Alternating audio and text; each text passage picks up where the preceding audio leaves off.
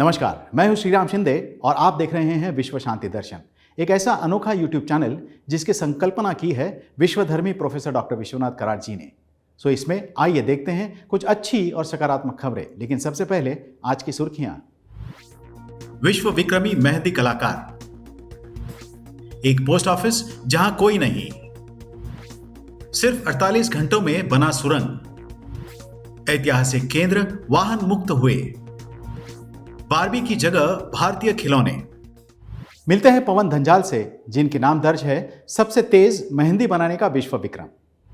21 साल की उम्र में पवन धंजाल ने सबसे तेज मेहंदी कलाकार होने के लिए Guinness book of world records में प्रवेश कर लिया। उसने एक ब्रिटिश सोप ओपेरा से संपर्क किया और स्क्रीन पर दिखाई देने वाले एशियाई परिवार के लिए मेहंदी करने के बारे में पूछ लिया। वह एक बड़ी सफलता थी और इसने उसे एलिसिया डिक्सन, एली गोल्डिंग और पेरी एडवर्ड्स के साथ विभिन्न हस्तियों के साथ काम करने के लिए प्रेरित किया। तब से वह दुनिया भर में मेहंदी को मुख्य धारा में लाने के मिशन पर है।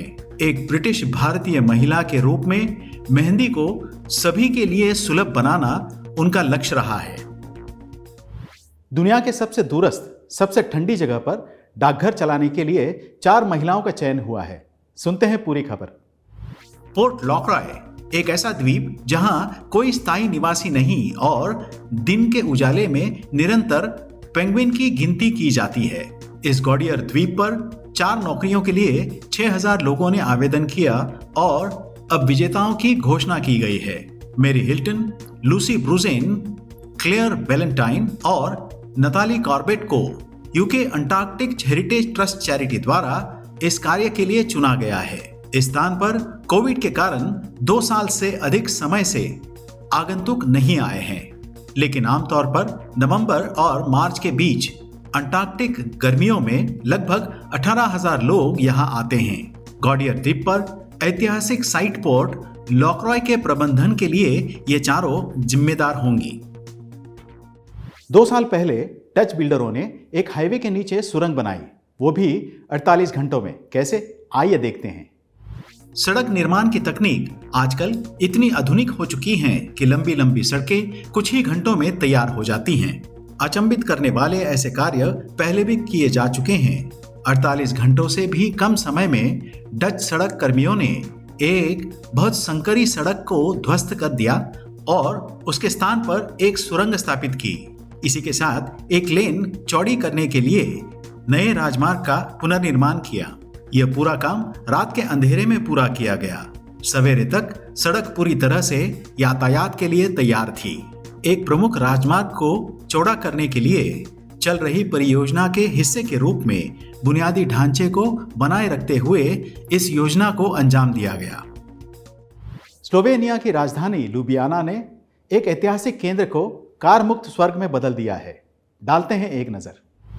उत्सर्जन को कम करने के प्रयास में, साथ ही निवासियों और पर्यटकों के लिए एक सुरक्षित और अधिक सुखद वातावरण प्रदान करने के लिए दुनिया भर के शहर कार मुक्त क्षेत्र लागू कर रहे हैं। सबसे अच्छा यूरोपीय गंतव्य लुबियाना का ऐतिहासिक केंद्र भी अब एक कार मुक्त स्वर्ग बन गया है।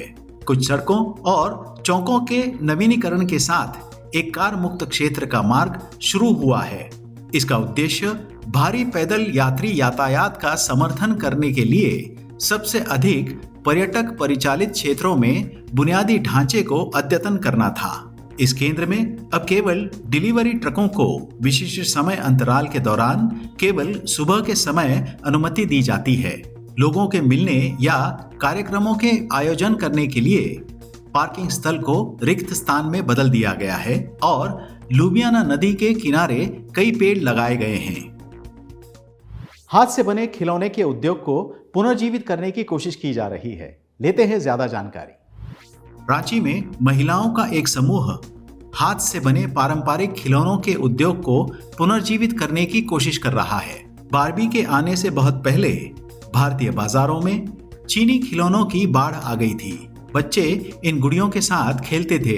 ये महिलाएं जो खिलौने बनाती हैं, वे न केवल झारखंड की संस्कृति बल्कि विभिन्न राज्यों की संस्कृति को दर्शाते हैं। उदाहरण के लिए ये राजस्थानी गुड़िया से प्रेरित है।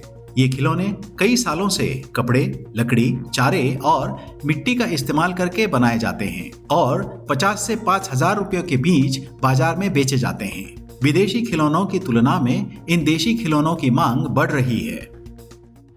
क्या आप जानते हैं कि हाथी कभी किसी का चेहरा नहीं भूलते? और भी कई बातें हैं इन हाथियों के बारे में जो हम शायद नहीं जानते।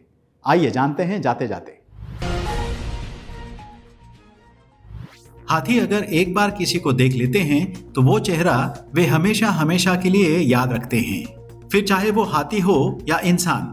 हाथी एक मातृसत्ताक समाज में रहते हैं। हाथियों के झुंड में सभी माताएं और छोटे हाथी होते हैं। युवा अवस्था में आते ही नर हाथी अपने झुंड से अलग हो जाते हैं और अपने जैसे दूसरे हाथियों के साथ रहने लगते हैं। वैसे मधुमक्खियां हाथी की मोटी चमड़ी के कारण उन्हें डंक नहीं मार सकती, लेकिन हाथी अक्सर मधुमक्खियां और उनके छत्तों से दूर ही रहते हैं क्योंकि हाथी मधुमक्खियों से डरते हैं। आशा करता हूं कि यह संस्करण आपको पसंद आया होगा। देखते रहिए विश्व शांति दर्शन। धन्यवाद।